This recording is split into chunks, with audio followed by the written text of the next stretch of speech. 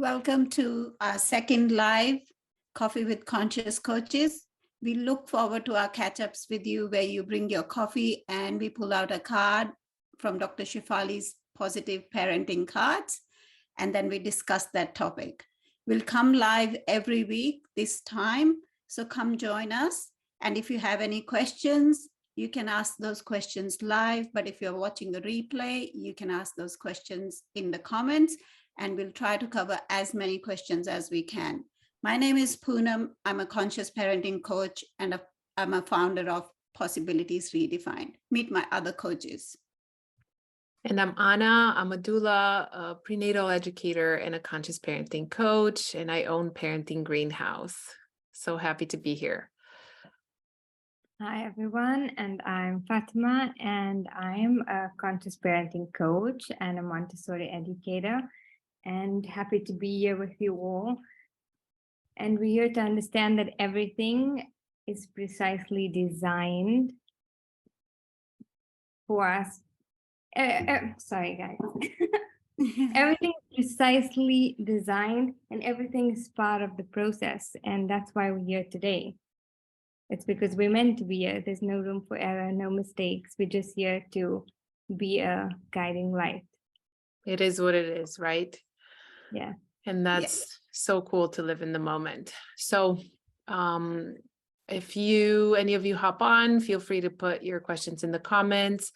We will draw a card as usual and start talking about whatever golden nugget is on the card today. And then if you have questions about it, you can put them in and we'll address them next time. So here we go. All right.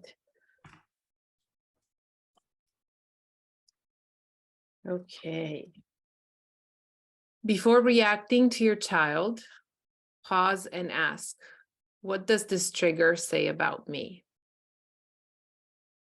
Ah, that's so beautiful. Yeah. I love this because I think this is, if there's one magic trick to learn about this parenting, is to figure out how to pause so you can switch from reaction to response. If we don't pause, we don't understand that we're triggered. We don't understand that what our child is going through is triggering something inside, and then we make it about that instead of witnessing and trying to figure out what our child is going through. So if we learn to pause and ask, we create the space inside ourselves, inside our mind, inside our heart, and then we can detach and we start to understand that there could be two stories happening at the same time. One is our story and one is our child's story. And so, Anna, how could we create the pause? I think that's something that people would like to understand, like what do we need to do in order to create? That's such a good question.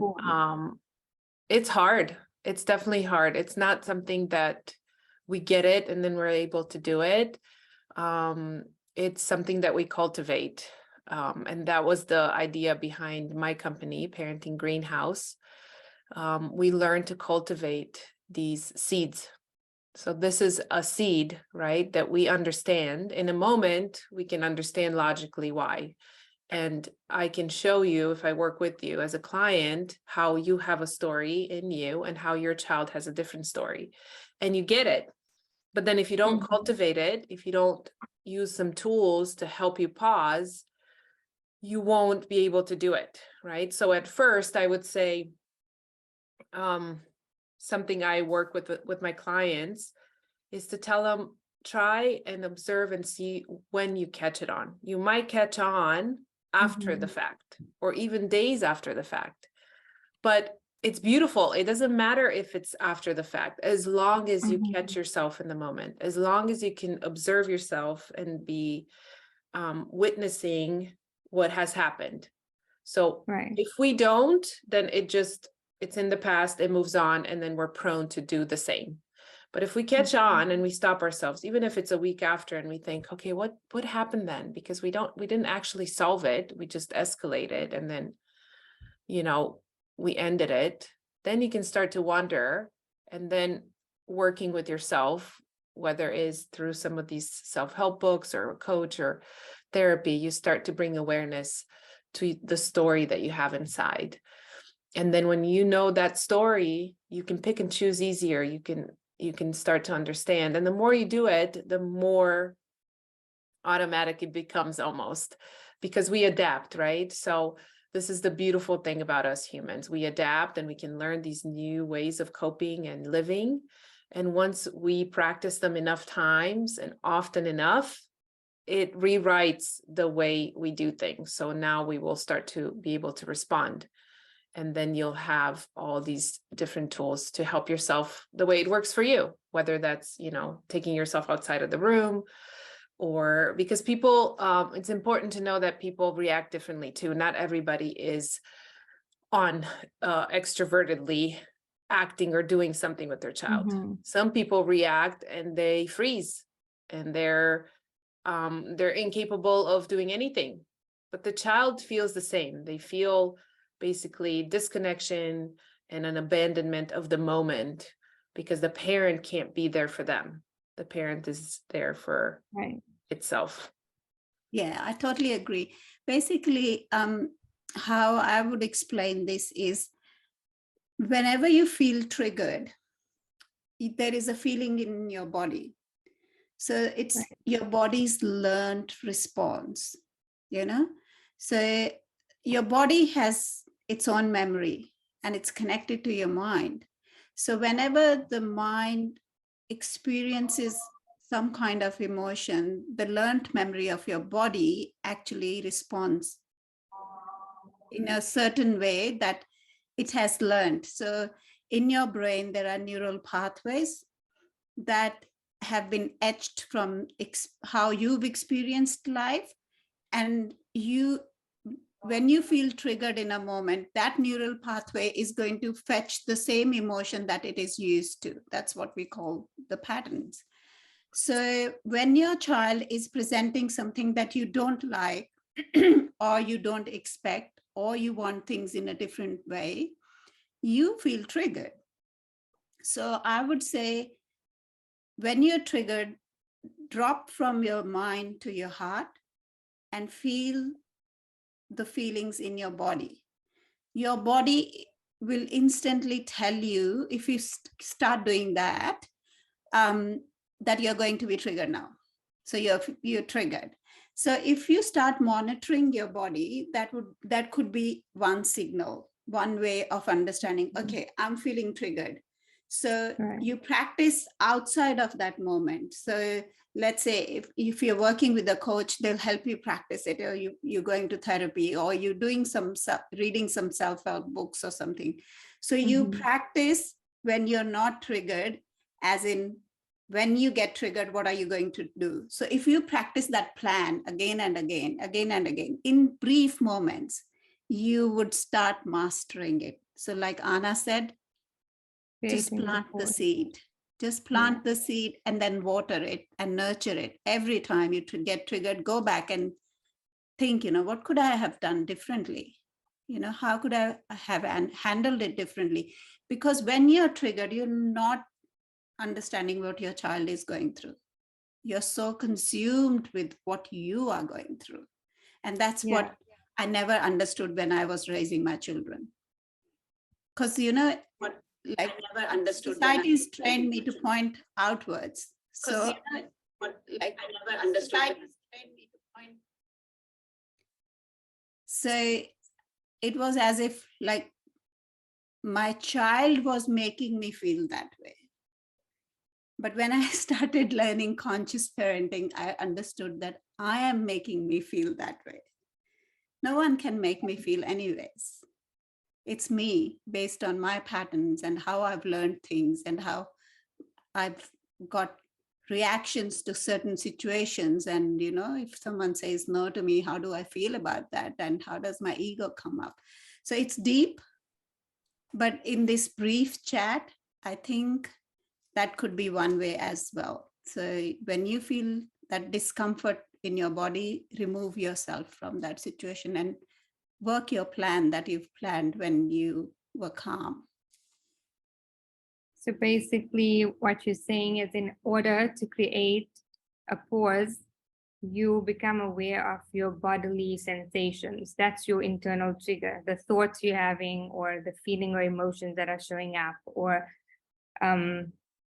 your heart beating faster, or your palms become sweaty. Once you create the awareness of what's showing up within you, then you're able to pause and then create, instead of react. You're able to consciously respond to your child, or you're able to create that space where you, before reacting, you're able to respond in a more calm manner, or take yourself away from the situation until you can do that. Yeah, correct. Something that I thought while you were talking about this, most of our underlying emotions that drive, one of the most underlying emotions that would drive our reactivity would be fear. I would think that that's the one thing that drives why we react in certain situations or circumstances. And I would say that that creates a separation or a schism between us and our authentic self. And so everything stems out of a fear of what would someone think of us, fear of what if my child's gonna fall. So in all those moments, we tend to react instead of just allow the space for them to just be. Yeah. So I think a lot of it does stem, and we all wear, there's different masks of fear or where it stems from, like from within: anger, frustration, control. And all of this is just part of the underpinning expressions that how we react. And that's the key, right? To seeing that, okay, we angry, okay, we're feeling this. That's what would help us to create the pause, is being aware of what's showing up in the moment. Yeah. And we can name the feelings and the emotions. I think that helps as well. Like if you just name, okay, I'm feeling angry right now. Just that awareness helps you to pause. Like it just happened yesterday. Me and my husband were doing something. And then in my mind, I was thinking about cooking dinner as well. And so obviously my husband didn't know that I had a secondary thing going in my head. And we were doing some work. And, you know, in my head, I was getting anxious and angry because I never communicated that I wanted him to take over and finish that work so I could go and cook. But in my head, I was like, why isn't he doing it quickly? I need to go and cook, you know? And then instantly I was like, I'm getting angry. So he said something to me, you know, we can do it this way. And I said, hold on. I think I'm getting angry. I need to calm down before I come back to it. So I think I'll go and cook, and then we can come back and finish it. And when I came back, I was so much calmer. And I told him, I said, because I was so kind of engrossed in thinking about, I need to cook in time for mom to have dinner, I wasn't paying attention on what he was doing and how I was contributing to it, but I was getting annoyed at him. And I'm glad that I caught it in the moment and I just separated myself from that situation and I moved away. And when I came back, I could explain it to him as well. But prior to that, I was like feeling in my body, you know, I was getting anxious. And then all of a sudden I realized, oh my God, I'm getting angry. So I told him, I'm getting angry. I need to move away. So right. Name it, name it. Name it. That's the gift of conscious learning, conscious living, conscious parenting. It gives us this second paradigm, right? This other side of the story, and it makes it all in a way where we accept it. There is no good and bad, right? So if you think I'm angry, there's a second side to anger. Anger comes with a lot of energy. Yeah. And from that energy, we can be very creative, and it's the motor. But if we don't understand the anger and what's underneath it, it just stays anger, and it creates pain for yourself and other people, right? But if we start to understand what's underneath and give ourselves, feed our needs, there are some needs underneath that, right? Like Poonam had some needs in this experience with her husband. She was probably too stretched, too stimulated, too many things in her mind, deadlines too close by. So she was trying to put it outside on somebody else, because that's what we do automatically. We always put it out, whether it's our child or our husbands or coworkers or somebody else. So with this pause, you can sit and ask, what is happening? Why am I irritated? Why am I starting to feel angry? And then you can ask, instead of what's happening on the outside and who can fix it, what's happening inside and how can I fix it? What do I need right now? And you get to know your stories. Once you get to understand your needs, it's so simple. It happens instantly. You're like, oh, yep, I'm too stretched again. I put myself in too many directions. I need to draw back. I need to take a step back. And then it's beautiful. It's instant. When you give yourself what you need, in Poonam's situation, a little bit of time. She just needed to go and detach from the stimulation that was happening in the moment. And then she could get clarity and came back. And now the night moved on, instead of putting it on her husband, then him reacting in his defensiveness, right? Because the guy's just whatever, doing nothing. And then you start at it, and then it never ends. And then guilt comes, and we all know how these episodes go. So this is the gift of consciousness and the gift of pause, and we can do it. Our children can't, because they're growing and developing. And we can even sit with ourselves in the expectation, right? We all unconsciously have these expectations that our children should listen to us, should stop playing when they have to go do homework, should put their shoes on when we're ready to go out the door. But they actually can't, because they're developing. They don't have these. We don't even have them. But the difference is we can, because our brain is fully developed and we can work with ourselves. And we just have to give ourselves time and grace and patience and curiosity. I remember when I got clarity around this stuff, how confused I felt, as if my world turned and my mind was like, wait, the world is not as I thought it was. Like, how is this happening? And I was reading Michael Singer at the time, and through his book, I've learned that I am the observer of my life, right? And how to observe. And I love his example. And he says, you want practice on this? Do it when you drive. It's the best free practice you can, because we're so triggered in traffic, right? So you get chance after chance after chance to observe yourself and to ask what is happening, and to see how much we expect the world to go our way.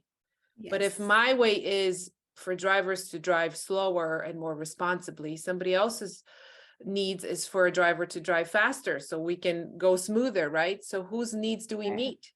We can't meet everybody's needs. That's why it's important to always put the arrow back on us and understand my need is right now for the drivers to calm down. So what can I do? Can I take a different route? Can I just breathe and not let them push me, because I'm in my car and I have control of my car? They can pass me, they can do whatever they want, but I'm with me, right? So in traffic, we can understand so many aspects of ourselves. We see how we get pushed by people, and where we are resistant or reactive or controlling or afraid, or all these things. And it's a beautiful way to work with yourself. And it might sound annoying, because it's like, really, do I really have to work with myself on all these things? You don't have to, but they're great opportunities to do it. And in my journey, I'm at a place right now where it has taken over, so to speak, where when I'm lazy and I just go and my automatic default, I see what's happening, and then I just come back to it, and I understand why I've chosen this path. And with your children, you can see it instantly, and you can see it the most, because they matter to us. We all love our children, and what they do matters so much. And when you can connect with them, they instantly show you that, their eyes light up, and Mhm. they love it, and they praise you, and they're right there Mhm. with you. So you receive the gifts instantly. It's True. so Yeah. important, this pause. I think it's like number one step to I think be what able to pause. I think what's also important to understand is that we are not our emotions, that we Yes. might feel in that moment a certain way. But if you're able to separate the two and you're able to see it, that I am feeling this way right now, but it doesn't say anything about me or who I am as a person. And it's just a momentary thing and it shall pass. Mhm. I think that's also key. Yeah. Understanding or even voicing that to your child, knowing that whatever your child is doing externally is triggering you within, then it's important to be like, name it. Mom is feeling this way right now. And so in that way, you're teaching your child that it's okay to have these emotions and these big feelings. And you're And also teaching your child to how to regulate those emotions, because yes, to you're regulate your nervous displaying, system. you're modeling it, you Yeah. know? Yeah. So that's a very good example, Fatih. Like you're expressing that, so your child learns it's okay to feel that. And then this is the way how I regulate myself, because you're showing Yeah. them it's not bad to have emotions and feelings. It's just they'll pass, but you need to be aware that you're having them, one, and then Mhm. how do you regulate yourself? Yeah. Yeah, that's another important topic, and maybe we'll do another live On it. talking Yeah. about it, how the power of modeling, right? Our Yeah. kids learn mostly from observing and absorbing the energy in the house, and not so much what we tell them or what we actually do with them. Yeah, true. Yeah, great talk, Yeah, but guys. before we end, I just want to say especially to the parents who are watching today, I know parenting is really tough and it's hard. And all three of us see you and we hear you. So we respect what you're doing. So whenever we talk on these topics, never think that you're not doing enough. You're doing a great job. Yeah. All You're we are doing the trying to best tell you you can. is, yes, you can be more conscious of how you do things and how it is impacting your children. So we are here to support you. We are your cheerleaders. We are not pointing at you that you're not doing a great job. We know it is hard and you're doing a brilliant job. And I would definitely ask everyone who watches this, if you think there is any value in what we are discussing, please like and share this. We are going to put it on our YouTube channel as well. So we'll tell you it's Coffee with Conscious Coaches. Subscribe to our channel. Help us promote this message so more and more people hear this and make the lives of their children better. Yes. Thank Thank you, you, Nana. everyone. We'll Thank you, see you next everyone. week.